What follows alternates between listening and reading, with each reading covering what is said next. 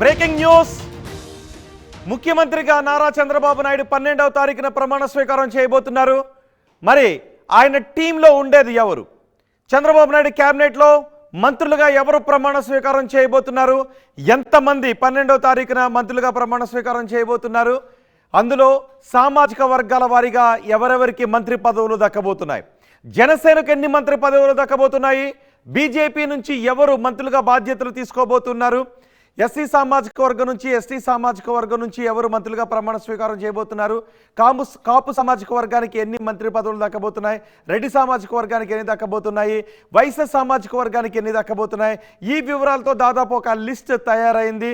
సామాజిక వర్గాల వారీగా, పార్టీల వారీగా ఎవరెవరికి మంత్రి పదవులు దక్కబోతున్నాయనే లిస్ట్ దాదాపు ఖరారైంది. మళ్ళీ అందులో నుంచి ఒక ఫైనల్ లిస్ట్ తీయబోతున్నారు. ఇప్పటి వరకు ఉన్న ప్రాబబుల్స్ లిస్ట్ ఆర్టీవీ చేతిలో ఉంది. ఇదే ఎంతమంది మంత్రి పదవులుగా ఎవరెవరికి దక్కే అవకాశం ఉందనే లిస్ట్ ఇదే. ఇప్పుడు నేను పార్టీల వారీగా, సామాజిక వర్గాల వారీగా ఆ పేర్లను నేను మీకు వివరించబోతున్నాను. టీడీపీ నుంచి ఎంతమందికి మంత్రి పదవులు దక్కబోతున్నాయి, ఏ సామాజిక వర్గానికి పెద్దపీట వేయబోతున్నారు, సీనియారిటీకి ఏ విధంగా మంత్రి పదవులు దక్కబోతున్నాయి, పార్టీ కోసం కష్టపడ్డ వాళ్ళకి ఏ విధంగా మంత్రి పదవులను కేటాయించబోతున్నారు అనేది ఇప్పుడు నేను మీకు వివరించబోతున్నాను.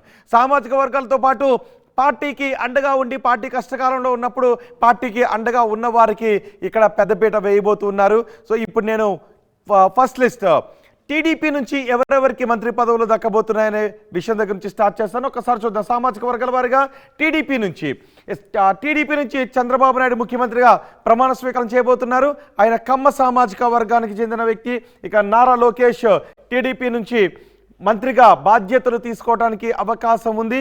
నారా లోకేష్ టీడీపీ కమ్మ సామాజిక వర్గానికి చెందిన వ్యక్తి. ఇక బుచ్చే చౌదరి టీడీపీ నుంచి ఆయన మంత్రిగా ప్రమాణ స్వీకారం చేయబోతున్నారు. మంత్రి పదవి ఆయనకి ఇచ్చే అవకాశం ఉంది. కమ్మ సామాజిక వర్గానికి చెందిన వ్యక్తి బుచ్చే చౌదరి. ఇక మరికొంతమంది వివరాలు కూడా మనం చూద్దాం.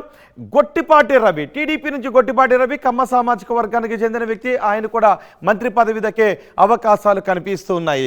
పయ్యావుల కేశవ్ కమ్మ సామాజిక వర్గానికి చెందిన వ్యక్తి. టీడీపీ నుంచి ఆయనకు మంత్రి పదవి దక్కే అవకాశాలు కనిపిస్తున్నాయి. టీడీపీ తయారు చేసిన లిస్టులో వీళ్ళంతా కూడా ఉన్నారు.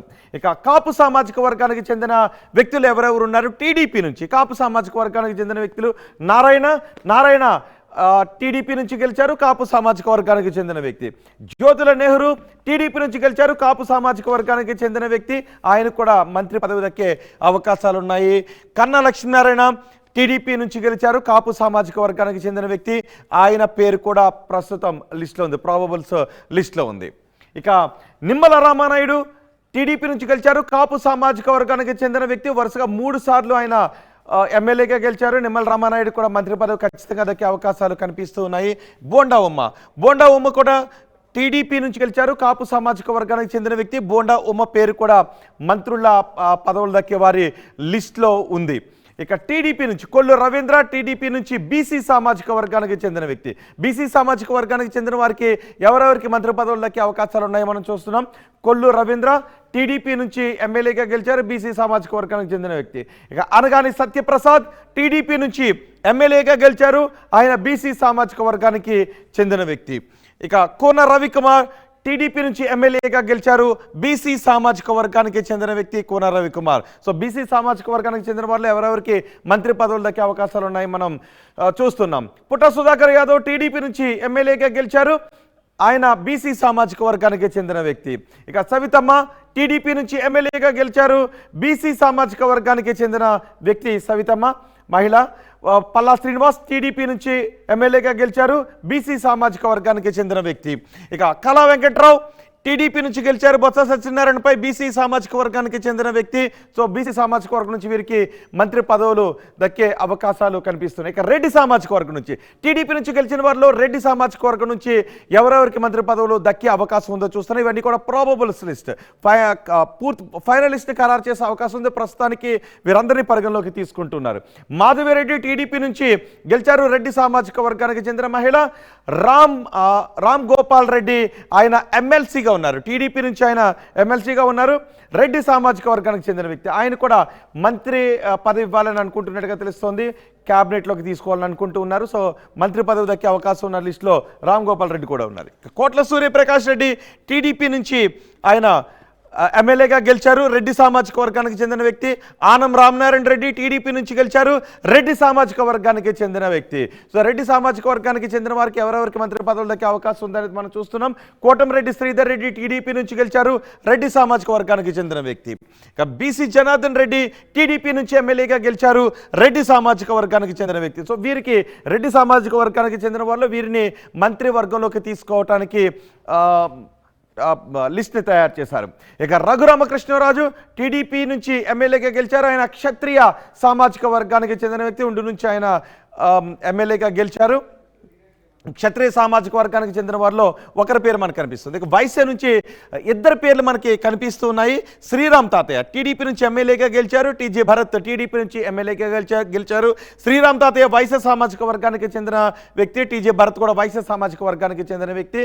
వైశ్య సామాజిక వర్గం నుంచి ఇద్దరికి మంత్రి పదవులు దక్కే అవకాశాలు కనిపిస్తున్నాయి. ఇద్దరు పేర్లను కూడా పరిశీలిస్తున్నారు. ఇక ఎస్సీ సామాజిక వర్గాల నుంచి ఎవరికి టీడీపీ నుంచి మంత్రి పదవులు దక్కే అవకాశం ఉంది, ఎవరి పేర్లను పరిగణలోకి తీసుకుంటున్నారనే వివరాలు కూడా మనం చూస్తే, బాల వీరాంజనేయులు టీడీపీ నుంచి గెలిచారు, ఎస్సీ సామాజిక వర్గానికి చెందిన వ్యక్తి.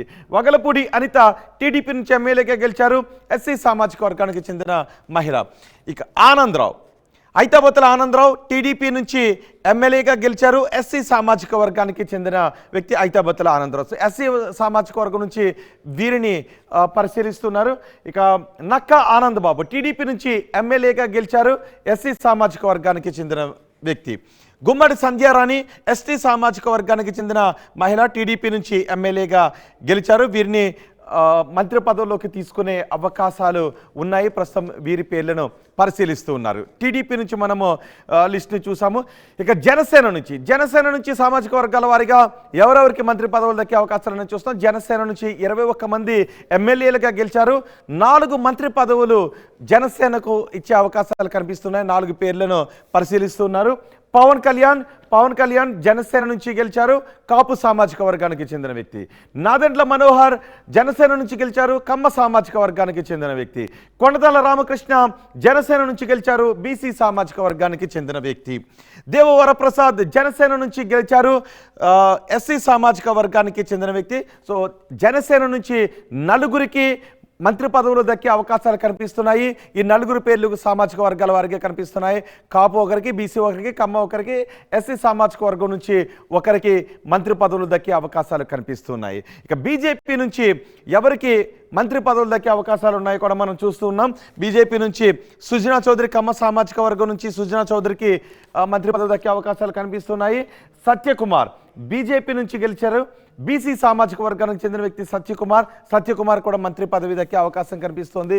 సో ఇది ఆంధ్రప్రదేశ్లో సామాజిక వర్గాల వారిగా పార్టీల వారిగా ఎవరెవరికి మంత్రి పదవులు దక్కే అవకాశం ఉందనే లిస్ట్ ఇది ప్రాబబుల్స్ లిస్ట్. ఇందులో దాదాపు ఇవే పేర్లు 1-2 అటు ఇటుగా దాదాపు వీళ్ళకే మంత్రి పదవులు దక్కే అవకాశాలు కనిపిస్తున్నాయి. మా ప్రతినిధి కృష్ణమోహన్ మనకి అందుబాటులో ఉన్నారు. ఒకసారి కృష్ణమోహన్తో మాట్లాడదాం. కృష్ణమోహన్, మన దగ్గర ప్రాబబుల్స్ లిస్ట్ ఉంది. సో ఇందులో సామాజిక వర్గాల వారిగా పార్టీల వారిగా ఎవరెవరికి మంత్రి పదవులు దక్కే అవకాశం ఉందనేది, దాదాపు వీరికైనా మంత్రి పదవులు దక్కే అవకాశం ఉంది. వీళ్ళ పేర్లను పరిగణలోకి తీసుకోవడంలో అనుసరించిన విధానాలు ఏంటి? అంటే బేసిక్గా ఒకటి రోహిత్, ఈ వ్యవహారంలో మాత్రం కేబినెట్లో కూడా 3వ వ్యక్తిని ఎవరిని అనుమతించకుండానే చంద్రబాబు, లోకేష్ ఇద్దరు మాత్రమే కూర్చొని ఈ వ్యవహారం మీద ప్రాబుల్స్ లిస్టుని ఇప్పుడు కూడా కూర్చున్న పరిస్థితి అయితే చాలా స్పష్టంగా కనపడుతుంది. ఆర్టీవీ దగ్గర ఎక్స్క్లూజివ్ సమాచారం ఉంది. అయితే ఇక్కడ ఈ 5 సంవత్సరాల్లో పార్టీ కష్టకాలంలో ఉన్నప్పుడు పార్టీ కోసం పనిచేసిన వ్యక్తులు ఎవరు, వాళ్ళు ఎంతవరకు కష్టపడ్డారు అనేది పెద్ద ఎత్తున ప్రాధాన్యత తీసుకుంటున్న పరిస్థితి. ఎవరు ఏ విధంగా ఉపయోగపడ్డారు పార్టీ కోసం, ఏ విధంగా సహాయం చేశారు, పార్టీకి అండగా నిలబడిన వ్యక్తులు ఎవరు అదే దాని మీద తప్పితే ఇక మిగతా వ్యవహారాలు దీంట్లో ఎక్కడ కూడా ఎంటర్ కానిచ్చిన పరిస్థితి అయితే మనకి కనపడటం లేదు. బేసిక్గా పార్టీ కోసం అండగా నిలబడి కార్యకర్తలకు మనోధైర్యాన్ని ఇచ్చి పార్టీకి కోసం 5 సంవత్సరాలు పోరాటం చేసిన వ్యక్తులకి ఖచ్చితంగా మంత్రి పదవులు రాబోతున్నాయనే దాంట్లో ఎటువంటి ఉద్దేశం లేదు అనేది. అయితే ఇంకొకటి 2-3 యాంగిల్స్ దీంట్లో చూసుకుంటున్నారు. పార్టీ పరంగా కొంత అలాగే కష్ట సమయంలో కూడా ఆర్థికంగా కొంత ఉపయోగపడ్డ వాళ్ళను కూడా మర్చిపోకూడదు అనేది అన్ని రకాలుగా పార్టీకి సంబంధించిన వ్యవహారంలో ఈసారి మాత్రం చాలా జాగ్రత్తగా అయిన మార్పులు చేయబోతున్నారు. అందుకే ఇద్దరు మాత్రమే చంద్రబాబు లోకేష్ మాత్రమే ఈ కూర్పులో కూర్చున్నట్టుగా సమాచారం. ఇప్పుడు కూడా కూర్పు జరుగుతోంది. అయితే ఈ ప్రాబుల్స్ ఒక్కొక్క ప్రాబుల్స్ని చూస్తున్నారు. అంటే మొత్తం 161 మందిలో జనసేనకి 4 సీట్లు ఇవ్వాల్సిన పరిస్థితి ఉంటుంది, బీజేపీకి 2 సీట్లు ఇవ్వాల్సి వస్తే ఇప్పుడు వచ్చిన క్యాబినెట్లో సెంట్రల్ క్యాబినెట్లో కొన్ని ఈక్వేషన్స్ అక్కడికి వస్తే సో ఈ ఈక్వేషన్స్ అన్నీ పెట్టుకొని కొంత మార్పులు చేర్పులు జరిగే పరిస్థితులు అయితే ఉంటున్నాయి. సో ఆ మార్పుల్లోనే కొంత ఇప్పుడు అచ్చెన్నాయుడు ఉన్నారు. అచ్చెన్నాయుడు లాంటి వ్యక్తికి పార్టీ కోసం కష్టపడ్డారు, ఆయన జైలుకి వెళ్ళారు, ఇటువంటి అన్ని పరిస్థితులు ఉన్నాయి. అయితే అదే ఇంట్లో ఒక క్యాబినెట్ హోదా ఉంది కాబట్టి మరి మళ్ళీ అచ్చెన్నాయుడికి దొరుకుతుందా లేదా అనే ఈక్వేషన్స్ కొంత ఆయన పదవికి కొంత ఇబ్బంది కలిగే పరిస్థితి అనేది కొంత బయట టీడీపీ నుంచి వస్తున్న ఇంటర్నల్ సమాచారం అయినా కానీ అతనికి మాత్రం ఒక చీఫ్ విప్ లాంటి మంచి పదవి కట్టబెట్టబోతున్నారు అనే ఒక స్పష్టమైన ఒక ఆలోచన అయితే కనబడుతుంది. కానీ అచ్చెన్నాయుడు చేసిన సేవల్లో ఖచ్చితంగా అతనికి ముందు పాత్ర వేయాల్సిందే అనేది పట్టుపడుతున్నారు. బహుశా అక్కడ మంత్రి పదవి వచ్చినా కూడా తిరిగి ఇంట్లో ఇద్దరికి మంత్రి పదవి వచ్చినా కూడా ఆశ్చర్యపోవాల్సిన పని లేదు. సో డెఫినెట్గా జిల్లా అధ్యక్షుడిగా అచ్చెన్నాయుడు చేసిన రోల్ని పార్టీ డెఫినెట్గా గుర్తుపెట్టుకుంటుంది అనేది కొంత ఇన్సైడ్ నుంచి వస్తున్న సమాచారం. అయితే ఇప్పుడు సామాజిక వర్గాల వారిగా ఎవరెవరిని కూర్పు తీసుకోవాలి, వీటిలో ఎవరెవరు పనిచేశారు అనే అంశం మీద కూడా చాలా క్లారిటీగా అంటే జిల్లా ప్రాతిపదికన చూస్తున్నారు, అట్ ద సేమ్ టైం సామాజిక వర్గాల వారిగా చూస్తుంటున్నారు. ఇవన్నీ కూడా కనపడుతున్న నేపథ్యంలో మనకు స్పష్టంగా అర్థమవుతుంది. కాపు సామాజిక వర్గం నుంచి చూసుకుంటే జ్యోతిలాల్ నెహ్రూ, తర్వాత మాజీ మంత్రి నారాయణ, కన్నా లక్ష్మీనారాయణ, నిమ్మల రామానాయుడు, బోండా ఉమ్మ కాపు సామాజిక వర్గంలో వీళ్ళందరూ కూడా పార్టీ కోసం గట్టిగా పనిచేశారు. నిమ్మల రామానాయుడు లాంటి వ్యక్తులు మొత్తం కూడా త్యాగం చేశారు, అక్కడ చాలా పోరాటాలు చేశారు. నారాయణ లాంటి వ్యక్తులు బ్యాక్ అండ్ పెద్ద ఎత్తున నిలబడి పార్టీ కోసం చాలా శ్రమించారు.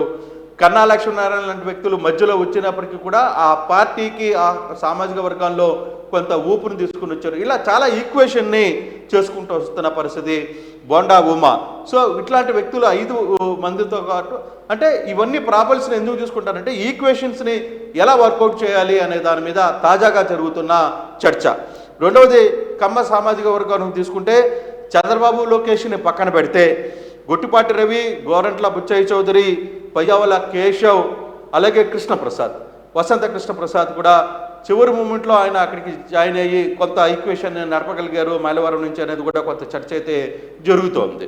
అలాగే బీసీ సామాజిక వర్గం నుంచి పల్లా శ్రీనివాస్, అలాగే కొల్లు రవీంద్ర, అనగాని సత్యప్రసాద్, కూన రవికుమార్ శ్రీకాకుళం జిల్లా, కళా వెంకట్రావు, అలాగే సుధాకర్ యాదవ్ కడప, సబితమ్మ అనంతపూర్, ఇలా ఈ జిల్లాల నుంచి కూడా వీళ్ళు అక్కడ వ్యవహరించిన జీలు పార్టీ కోసం పనిచేసిన వ్యవహారాలు వీటన్నిటిని దృష్టిలో పెట్టుకునే పరిస్థితి అయితే చాలా స్పష్టంగా కనపడుతుంది. ఇక రెడ్డి సమాజ వర్గం నుంచి వస్తే కడప జిల్లా నుంచి రామ్ గోపాల్ రెడ్డి ఎమ్మెల్సీగా ఉన్నారు. ఇంతమంది ఎమ్మెల్యేలుగా ఉంటే ఎమ్మెల్సీకి ఎందుకు అక్కడ అతనికి స్థానం కల్పించాలని ఒక చర్చ స్టార్ట్ అయింది. ఇప్పుడు ఆ చర్చలో కూడా ఎప్పుడైతే పార్టీ పులివెందల ఎత్తింది, పులివెందల స్వగ్రామం, పులివెందల్లో అసలు పూర్తిగా ఇబ్బందికరమైన పరిస్థితులు ఉన్న టైంలోనే అక్కడ ఎమ్మెల్సీగా ఉపాధ్యాయుల ఎమ్మెల్సీలుగా ఆయన పోటీ చేసి ఉత్తరాంధ్ర అంటే చిత్తూరు, కడప, రాయలసీమకు సంబంధించి దాంట్లో ఆ టైట్లో కూడా అతను గెలుపొంది పార్టీకి ఒక ఊపును తీసుకుని వచ్చారు. అలాగే పార్టీ బ్యాక్ ఎండ్లో ఉండి 5 పార్లమెంటుకి రాయలసీమకు సంబంధించిన కావచ్చు, నెల్లూరు, ఎన్ని పార్లమెంటుకి సంబంధించిన ఈ పార్లమెంట్ అన్నిటికీ ఇన్ఛార్జ్గా పనిచేశారు. అలాగే ఇలా 4 జోన్స్, 3 జోన్స్కి 4 జోన్స్కి సంబంధించి కొంతమంది కీలకంగా పనిచేశారు. రామ్ గోపాల్ రెడ్డి, బీదా రవిచంద్ర, సత్యనారాయణ రాజు, తర్వాత ఇంకో నలుగురు దీనికి సంబంధించి చాలా గట్టిగా పనిచేసిన పరిస్థితుల్లో ఇతను ప్రస్తుతం ఎమ్మెల్సీగా ఉన్నాడు కాబట్టి కడపలో ఒక నమ్మకమైన వ్యక్తిగా చంద్రబాబు కళ్ళల్లో దృష్టిలో ఉన్నారు కాబట్టి ఇతనికి అవకాశం ఉంది అనేది కూడా ఒక చర్చ అయితే చాలా స్పష్టంగా జరుగుతుంది. ఇక మాధవిరెడ్డి కడప నుంచి పోటీ చేసి గెలుపొందారు. తర్వాత కోట్ల సూర్యప్రకాష్ రెడ్డికి డిప్యూటీ సీఎం కూడా వచ్చే అవకాశాలు ఉన్నప్పటికీ కానీ ఓన్లీ ఒక డిప్యూటీ సీఎంనే పెడదామా అనే ఒక ఆలోచనలో ప్రస్తుతం అయితే కలుపుతుంది. అది కేవలం పవన్ కళ్యాణ్కి మాత్రమే. సో ఇప్పుడు కోట్ల సూర్యప్రకాష్ రెడ్డి అక్కడ డోన్ నుంచి గెలుపొందారు. తర్వాత ఆయనకి ఒక ప్రామిస్ కూడా గతంలో చేసిన నేపథ్యంలో ఖచ్చితంగా రెడ్డి సామాజిక వర్గంలో కోట్ల సూర్యప్రకాష్ రెడ్డి కర్నూలు జిల్లా నుంచి ప్రాతినిధ్యం వహించే అవకాశాలు ఎక్కువగా కనపడుతున్నాయి. ఇక మనం కానీ చూసుకుంటే నెల్లూరు జిల్లాలో 2 పేర్లు తెర మీదకి వచ్చాయి. ఆనం రామనారాయణ రెడ్డి, రెండవది కోటంరెడ్డి శ్రీధర్ రెడ్డి. వీళ్ళు ఇద్దరు కూడా పార్టీని 1.5 సంవత్సరం ముందుగానే వదిలి బయటకు వచ్చి పార్టీలో జరుగుతున్న అంటే అధికార పార్టీని వదిలి బయటకు వచ్చి పోటీ చేశారు, గెలుపొందారు. సో ఈ ఇద్దరిలో ఎవరికో ఒకరికి ఛాన్స్ ఉండే అవకాశం అయితే ఉంది. ఎందుకంటే నెల్లూరు జిల్లాలో ఒక పక్క నారాయణ ఖచ్చితంగా అతనికి మంత్రి పదవి ఉంటుందని చెప్తున్న నేపథ్యంలో, మరోవైపు కోటమిరెడ్డి శ్రీధర్ రెడ్డి లేదు ఆనం రామనారాయణ రెడ్డి అన్న ఒక చర్చ అయితే రెడ్డి సామాజిక వర్గంలో చర్చ జరుగుతోంది. సో నెల్లూరు జిల్లా నుంచి ఇద్దరు పేర్లు కనపడుతుంది. తర్వాత బీసీ జనార్దన్ రెడ్డి పేరు కూడా కర్నూలు జిల్లా నుంచి వస్తున్న పరిస్థితి అయితే చాలా స్పష్టంగా కనబడుతుంది. ఇక ఓసీ సామాజిక వర్గం నుంచి చూసుకుంటే శ్రీరామ్ తాతయ్య, టీజీ భరత్ ఇద్దరు కూడా వైశ్య సామాజిక సంబంధించిన వర్గీయులే. వీళ్ళిద్దరికీ వైశ్య సామాజిక వర్గంలో కాబట్టి వీళ్ళిద్దరిలో ఒకరికి మాత్రమే ఛాన్స్ ఉంటుంది. రఘురామకృష్ణరాజు మరోవైపు క్షత్రియ సామాజిక వర్గాల నుంచి ఇతను కూడా పార్టీ ఎంపీగా గెలుపొంది నరసాపురం నుంచి మొదటిసారి షాక్ ఇచ్చి జగన్ని షాక్ కొట్టి బయటకు వచ్చి ఒక యుద్ధం లాంటి వాతావరణాన్ని రఘురామకృష్ణరాజు క్రియేట్ చేశారు. పార్టీలో తెలుగుదేశానికి అనుకూలంగా మాట్లాడుతూ కొంత ఊపుని తెచ్చే ప్రయత్నం చేశారనేది కృష్ణమోహన్. ఇక్కడ రఘురామకృష్ణరాజు దగ్గర ఒక డౌట్ వస్తూ ఉంది. కృష్ణమోహన్ రఘురామకృష్ణరాజు దగ్గర ఎందుకంటే ఇటు నరసాపురం అటు ఉండి రెండు దగ్గరగానే ఉంటాయి కాబట్టి రఘురామకృష్ణరాజుకి అక్కడ ఇచ్చే అవకాశం ఉంటుందా? ఖచ్చితంగా రామానాయుడికి ఇచ్చే అవకాశం అయితే కనిపిస్తుంది. సో అక్కడే కాబట్టి రఘురామకృష్ణరాజుకి ఇచ్చే అవకాశం ఉందా? రెండు గజపతుల కుటుంబం నుంచి ఎవరికి ఉండే అవకాశం లేదా? బొబ్బిలరాజుకు సంబంధించిన వాళ్ళలో కూడా గెలుపు వచ్చింది కాబట్టి అంటే అక్కడ ఒక సమస్య ఉంది. రెండవది రఘురామకృష్ణరాజుకి అడ్డంకి కానీ తగిలితే ఒకటి నర్సాపురం ఎంపీగా ఉన్న శ్రీనివాస వర్మని అదే సామాజిక వర్గానికి సంబంధించిన ఎంపీని తీసుకువెళ్ళి సహాయ మంత్రిగా కేంద్ర సహాయ మంత్రిగా ఆయన ఉన్నారు కాబట్టి మరి ఒకవేళ అడ్డం దొరికితే ఒకే సామాజిక వర్గంలో ఒకే పార్లమెంట్లో ఇద్దరు మళ్ళీ ఉండికి అవసరం ఉందా లేదా అని ఒక చర్చ అయితే కొనసాగుతుంది.